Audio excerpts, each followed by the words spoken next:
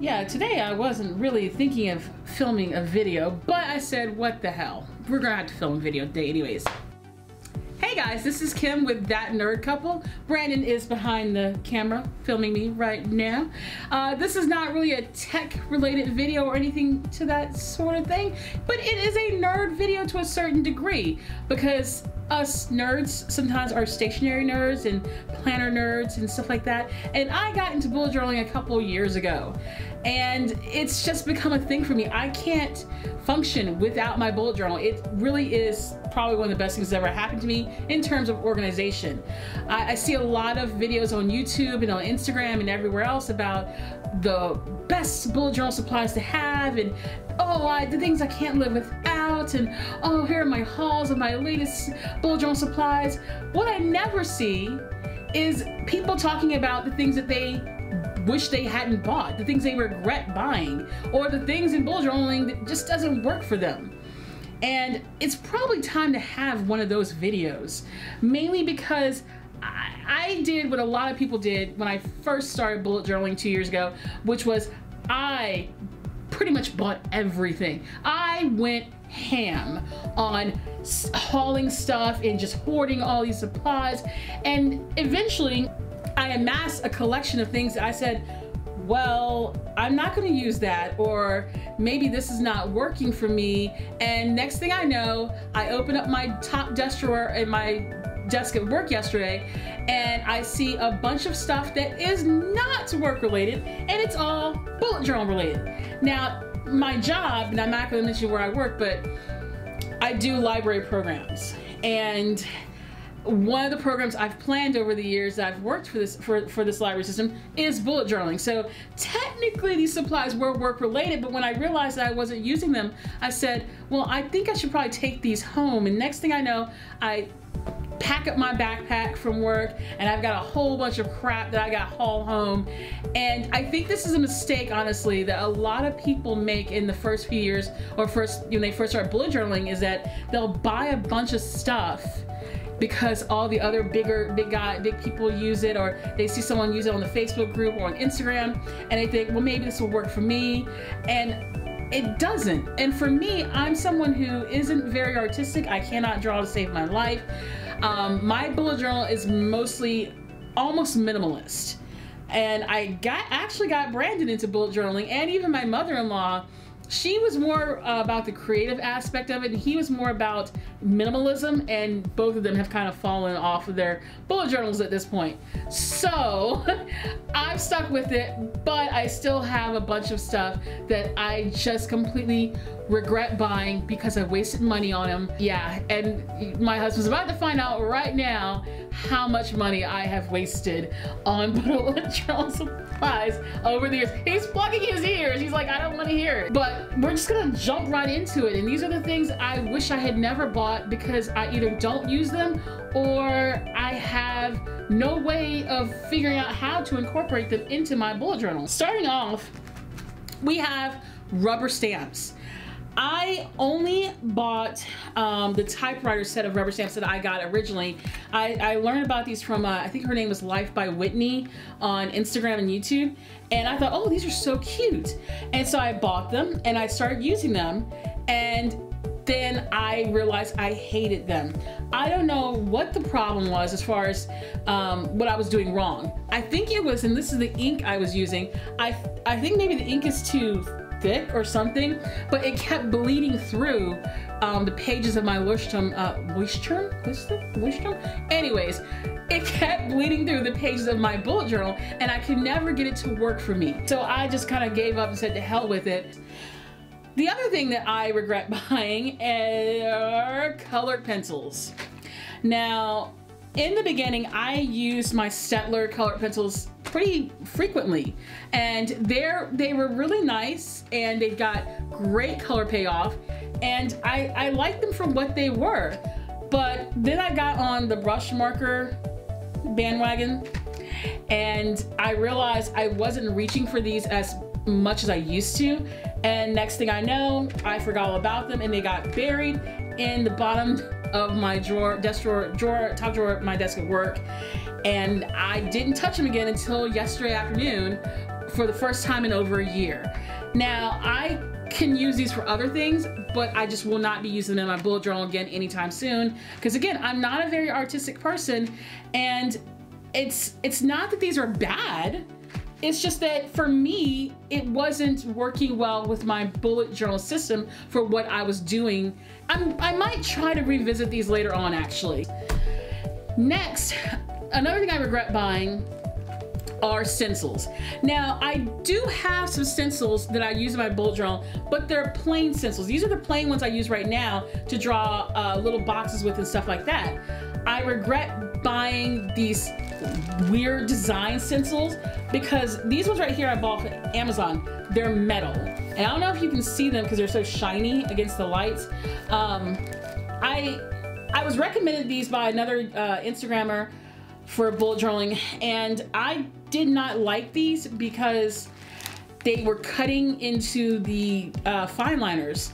I tried everything. They're really not, I don't use these because some of the shapes that I didn't know that some of these shapes were there. Some of the shapes that came, I'm like, I can draw these myself. I don't need a stencil to draw some of these shapes. So I basically put them in my drawer at work and then never looked at them again after I ruined like a whole bunch of fine liners trying to use these. And yeah, at this point it's too late to return them. And they're actually also very sharp. I didn't realize how sharp the inside of the stencils were when it came to your fine liners until my nib of one completely broke off. So yeah, I don't use those. I do have another set of shapes, fancy shapes, stencils that I use. They're plastic though, and I actually use those with my brush markers, coloring over them to make designs with in my bullet journal. I just won't probably use these metal ones again, at least not with fine liners. The next thing that I regret, and this one is a big one because I bought it and then I never ever used it, and that is a calligraphy set. I bought this daggone thing, and as you can see, it was never even been opened. Well, actually, no, no, it has been opened. Never mind. Someone's opened this, but we've never used it. I learned calligraphy when I was a kid, and then as I got into bullet journaling, I said, you know what? I want to learn calligraphy and hand lettering again. So I bought this fancy pants set, and then I never used it. So I regret spending money on this. And how much does this daggone thing cost? Oh, it doesn't have a price tag on it. We're gonna assume it was not cheap because I think I got this one at Michael's. I'm sorry, hon. I wasted money. So I don't know if I'm gonna give that away as a present to someone who's actually gonna use it. If I'm gonna take it to work and give it to our kids department, I don't know. But I regret buying that because it was such a waste of money. And the other thing I regret buying is variable sizes of the Faber-Castell Pitt artist pens. Now, some of these sizes I did use. I used the, I want to say the 0.5 and the 0.3 are the ones that I've used the most. But the rest of them, as you can see, they've never left this box. Shut up, babe. I know it. I know. I'm so bad. Because some of them were too thick and some of them were just too fine. And so I never used them. I bought them thinking I would use them eventually, and then I got into a groove of a certain nib and never went back to these. I actually now bought a whole pack of the black Stencils and all the same size, and I use these frequently until they run out or I wear it on a nib. And as you can see, this is how many I have left. I have like 6 left in this box. Wait, hold on, 6? No.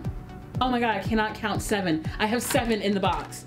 But anyways, I use those, and I haven't looked at my Faber-Castells in God knows how long. And so I have these other ones I bought initially, and I think 2 of these actually belong in this box. And ever since I started working with these Stettler black ones, I don't touch the Faber-Castell ones anymore. The other thing I regret buying, something else I never used because it was a pain in the keister, is this stupid plastic ruler. It is too flexible. I never could make it work. I couldn't carry it around because of this stupid dial right here. It wouldn't fit inside my bullet journal without having to stick out somewhere. If I put it in my purse, it would catch on to other things. It was just super duper annoying, and I don't know who recommended this one to me, but I don't use it, and I'm probably gonna actually give this one away to somebody because it doesn't work for bullet journaling for me, at least. The other thing I regret buying is the Moleskin, whatever. The Moleskin journals. Back when I was first trying to figure out if I wanted to go for a Leuchtturm or a Moleskin or some other brand, I bought the Moleskin one and the Leuchtturm one at the same time. And I decided that I did not like the flexible soft cover of the Moleskin. So I said, you know what? I'm gonna stick with Leuchtturm, and I was just use this one for practice. But then I discovered the Rhodia dot grid notebooks that flip upwards, and I decided I like these better because you can tear the pages out. So these are what I use for practice right now for my bullet journal, and you can tear the pages out. I make grocery lists on them, and this poor thing has been sitting in that desk drawer for months, just gathering dust, and I haven't looked at it, and I probably should do something with this. I don't know, I'll figure it out eventually, but I'm never buying another Moleskin one again. I used to have Moleskin journals all the time growing up, but I'm kind of sold on the Leuchtturm one. Sorry, Moleskin, bye. We're breaking up. Babu. Next, the other thing, and this is one's gonna be very controversial, because I'm gonna tell you right now, in the bullet journal community, this is something that everyone is in love with. Everyone has this, has these things, everyone uses it, and I am one of those people that I'm like, what the heck am I gonna do with this? And I don't really use it in my bullet journal, and that's washi tape. I love washi tape. It's creative, it's cute, you can put it on anything. However, I don't use it in my bullet journal. In the beginning, I bought one little roll of washi tape, and then this one, I think my mother-in-law gave it to me for Christmas one year. And then I had another one she gave me in like a little gift bag, whatever. And then I never bought any more because I don't use it in my bullet journal. It's a pain in the neck, especially when I was still using color pencils. The thicker washi tape, I would put it on a page, and then I'd be coloring something with my color pencil on the next page, and you would see the outline of the washi on the page where the colored pencil's coloring in it. And you know what I'm talking about. Anyone who ever colored anything knows what I'm talking about. That weird line, that outline that you see of the stuff behind it. And I'm like, oh, this is a pain in the neck. I don't want to deal with this. And then also, it's so finicky and flimsy, and trying to get it on the page and measure it out, and it's just, I don't want to deal with that. And so I stopped really using it and incorporating it in my journal. And Mr. Larson, I am filming a video. Anyways, the only times I would use washi tape is for special occasions, for seasonal stuff, like the Christmas stuff, the Christmas washi tape, or the Halloween washi tape. And I couldn't justify the cost of buying all these rolls of decorative tape simply to only use it a couple times a year. You go to a place like Michael's or something, and washi tape is no joke, like $5 for 2 rolls. Now, yeah, you could probably go on Amazon and get like 20 rolls for 10 bucks or whatever. But again, where am I gonna put all that stuff? We have this really large house now, but I'm tired of living in clutter. I don't wanna hoard a bunch of crap I'm not gonna use. Washi tape is one of those things I don't use. So I give up on trying to put washi tape in my bullet journal. It's not gonna happen. Same thing goes for stickers. I like stickers. I love stickers. I'm not gonna say I like them. I love them. However, this is another thing I do not put in my bullet journal. I can't even remember how many stickers I bought in the beginning. I bought little post-it note type stickers. There were like little flags. I bought all these other little decorative stickers, and then I never freaking used them because I ran into the same problem with my colored pencils with these stickers that I did with the washi tape, where I would put a sticker on a page, and then the next page I've got the colored pencils, I'm coloring something, and again, you see that little line, that little outline of where that sticker was. So then that started frustrating me, and I said the heck with it.